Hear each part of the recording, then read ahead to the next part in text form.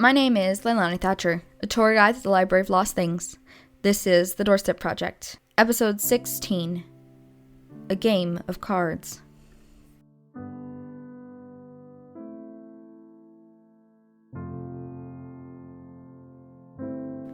The box this week comes from the 1980s. We've opened it before and even had it on display for a little while, but we took it down, and now it is a podcast exclusive. The box was actually an old wooden chest, like a footlocker. Inside was a leather-bound journal, cracking from age, a broken pencil, and an old cigar box. The journal contained sketches and entries that span about 3 years. The cigar box had a deck of old cards. They'd probably be worth a lot now, but they're covered in drawings, symbols, words, lists, and numbers. The Four of Clubs even has a poem written in small letters. And at the bottom of the cigar box...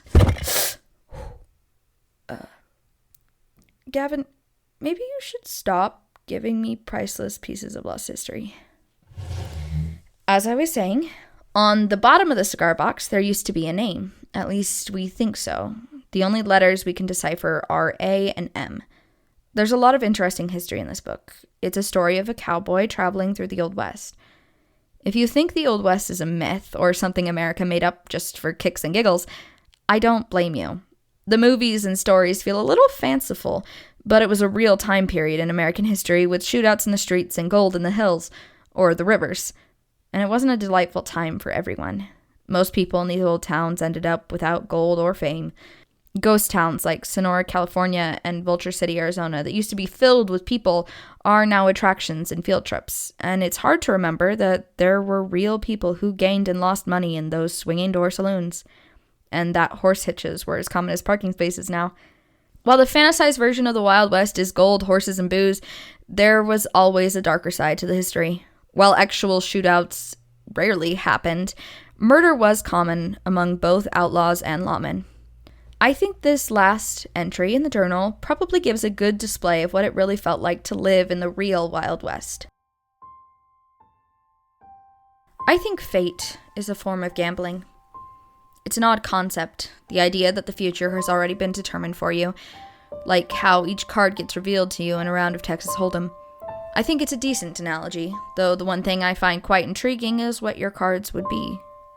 What are you using to play in this hypothetical game of fate? What I have learned is this.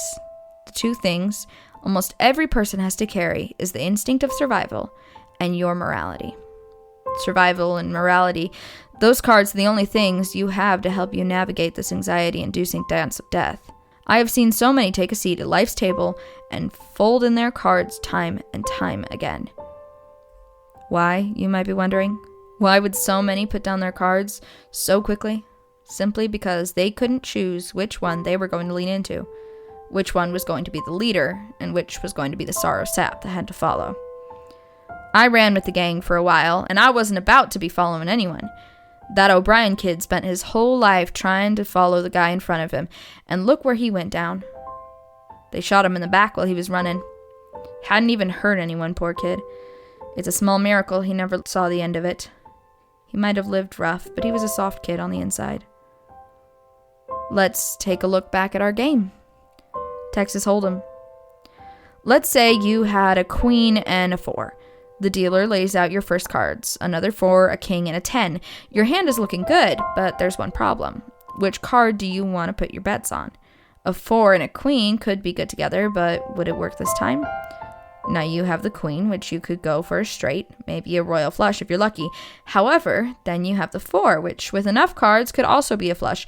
Logically, you would put your faith in the queen. She would be the ruler of your hand. That's an easy decision. The dealer puts down a 5 of spades and the jack of hearts. Now it's getting good because your heart is pumping. You now have to place that bet, a call, or raise depending on how big your ego is. As you play, you find out if you were right or not, though what happens if you fold? Well, you're out of the game. You're, in essence, dead, so to speak. You're dead because you lost your humanity. You didn't play with the two things that kept you alive. I've been going on about gambling too long. The point is, I've made too many mistakes, and now I'm here determining where I want my body to rot once these bullets have sealed my fate. It's cold here, lying in the dirt with the rattlesnakes beside me. tough brush all around, crackling as the breeze kisses the ground, though that beautiful, free sky looks as lovely as ever. So many robberies and shootouts filled my days with entertainment. Once in a while, if I was bored, I'd go to the saloon and get my fill of food and laughter. It wasn't easy being the devil of society, but it was better than being a prestigious puppy that followed the government around.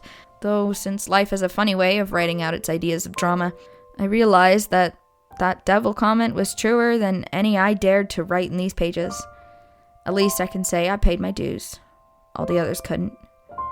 The wolves of my pack are long gone, having tried to fight with hunters that had bigger pistols than could have been dreamt.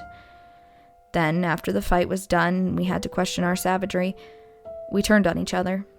We weren't a family by any means, but we all had one goal in mind: live, and hope the world goes back to what it should have been. I guess that idea was one fit for a child reading fairy tales. The world moves on. It knows what it's doing. Time and time again, you can see the patterns of fate being laid on the table, yet we were all fools who would put on our blindfolds. With all those officers and all those innocent folk that didn't even know the time of day, I ain't never seen so much silent sorrow. The weeping of strangers I hardly knew and the grieving of these monsters we became. It seems fitting, though, in a tragic Shakespearean way, that I, a gunslinger whose draw was faster than a hawk, be killed by a boy who didn't even know how to aim. Yeah, that was the end for old Falcon. A simple stroll by an alleyway and then a bite of a bullet from some kid who grabbed his dead daddy's gun. Funny how some of the most innocent people are still arguing with fate as I have. I had so much for me. A legacy that gave me pride, a warm bed to sleep in, a woman I loved dear. It was all there. But the world had other plans. It's strange. I couldn't even tell you which card I was betting on in the end, survival or morality. I wonder which one it was. I wonder which one that O'Brien kid was betting on when he got shot down on the road as we were running. He was just a kid, 20 maybe. He had a tough upbringing like many who followed this line of work, but he had potential. He studied the game so much he could teach it to others, but he failed. And then you had Williamson, a rugged man who knew from the very beginning that survival was the only card he looked at. I even sometimes wondered if Williamson knew what morality meant. I know he didn't, not the way he'd killed townsfolk for a few dollars. The sad truth to that was we all knew it, because we followed suit. Our leader, the head of the pack, was a snake.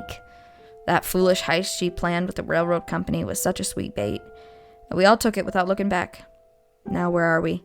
Dead or dying or fearing death, which may come soon. I wanted to do so much more. I wanted to finish this card game fair and square, and yet I have been tricked into signing a contract I had no desire of signing. What would my ma think? What would Pa say to me now? Ma always made the best stew, so warm and inviting to all. Then there's Pa's cigarettes, always filling the house with a strong fog that makes it feel like home. I wonder if they would tell me off, or just be happy I was alive. I wonder where they are now. The sky looks so beautiful tonight. I don't know why I've been given this view to remember. If there is a God, I'm sure I will soon learn what he makes of me yet.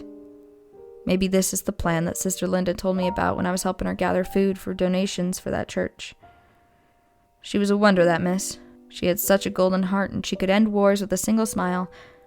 I'm shocked how such a kind woman gave a devil like me a chance, though she was convinced I was something good.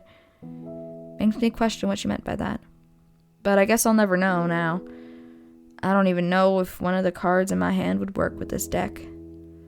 I don't even know which card in my hand I would even think of playing.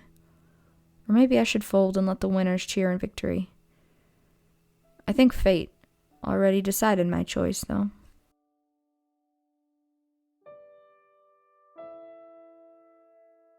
The pencil broke here. There's a line like he was hoping to say something, but it cuts abruptly. I wonder what else he had to say.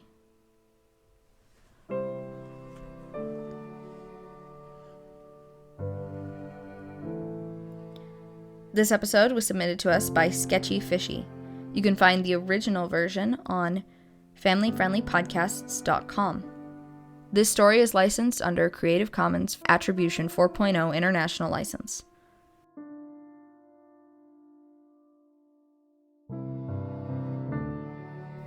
Thank you for listening to The Doorstep Project. This audio drama was created and produced by Family Friendly Podcasts. If you enjoyed the podcast, leave a rating and review on your podcast app of choice or share it with a friend. Leilani and the project will be back next week. Until then, write every day. One day your story could be in a museum.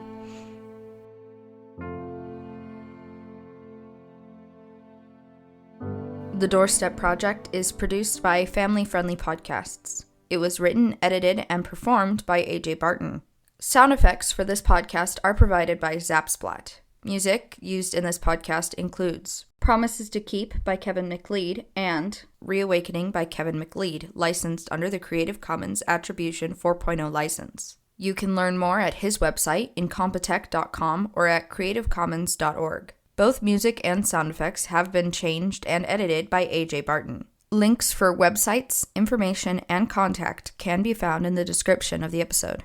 Would you like to submit your story or art to the Doorstep Project? You can find information for story submission at familyfriendlypodcast.com/The Doorstep Project.